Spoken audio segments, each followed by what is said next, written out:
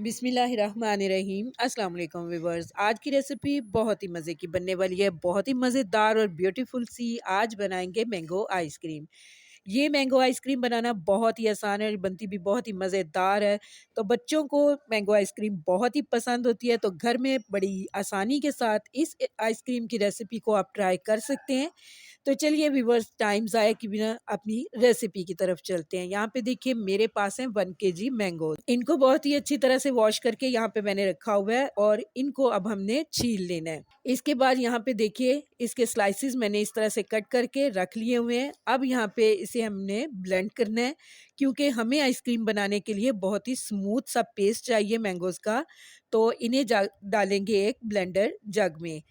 اس کے بعد یہاں پہ میں ڈال رہی ہوں 1/2 کپ اس میں چینی، تھوڑا سا یلو فوڈ کلر بھی ڈالیں گے، اس سے مینگو آئس کریم کا کلر بہت ہی اچھا سا بنے گا، لیکن اگر آپ کو پسند نہیں ہے تو آپ اسے سکپ بھی کر سکتے ہیں۔ یہاں پہ اسے ہم نے بلینڈ کر لینا ہے، اور بلینڈ کرتے ہوئے اگر آپ کو اس میں تھوڑی سی پرابلم ہو کہ یہ پیوری نہیں بن رہی تو تھوڑا سا پانی آپ اس میں ڈال سکتے ہیں۔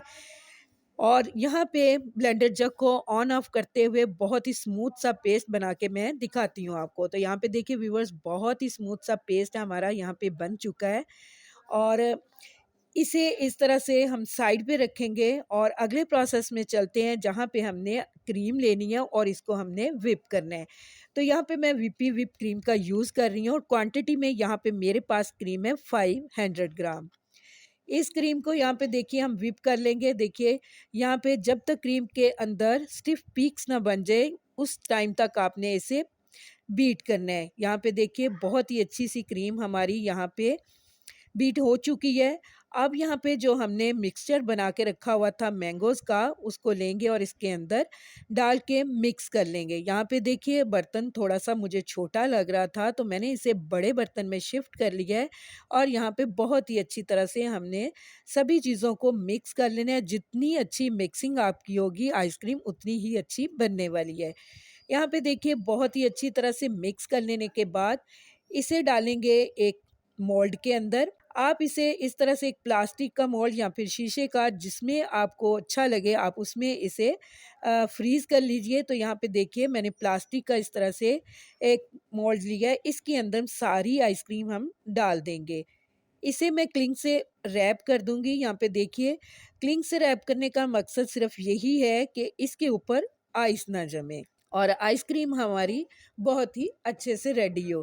یہاں پہ اسے اب میں نے ٹائٹلی بند کر دینا ہے، اور اسے ہم فریزر میں رکھ دیں گے تقریباً 7 سے 8 گھنٹے کے لیے، اور اس کے بعد میں دکھاتی ہوں آپ کو۔ تو یہاں پہ دیکھیے ویورز، اوور نائٹ کے بعد ہم نے یہاں پہ آئس کریم کو نکال لیا ہے، اور دیکھیے بہت ہی مزیدار اور سموتھ سی آئس کریم ہماری یہاں پہ ریڈی ہو چکی ہے۔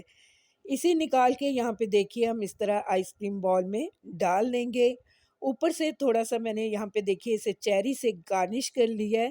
آپ چاہیں تو اسے ڈرائی فروٹ سے بھی گارنش کر سکتے ہیں۔ بہت ہی مزیدار اور بیوٹیفل سی آئس کریم یہاں پہ ریڈی ٹو سرو ہے۔ امید کرتی ہوں آپ کو میری یہ سمپل سی آئس کریم کی ریسیپی بہت ہی پسند آئے گی۔ ریسیپی پسند آئے تو اسے ضرور سے لائک کیجیے گا، اور اگر آپ میرے چینل پہ نئے ہیں تو کائنڈلی میرے چینل کو سبسکرائب بھی کیجیے گا۔ اپنا اور اپنے پیاروں کا بہت زیادہ خیال رکھیے گا۔ ملتے ہیں نیکسٹ ویڈیو میں بہت ہی اچھی سی ریسیپی کے ساتھ، تب تک کے لیے اللہ حافظ۔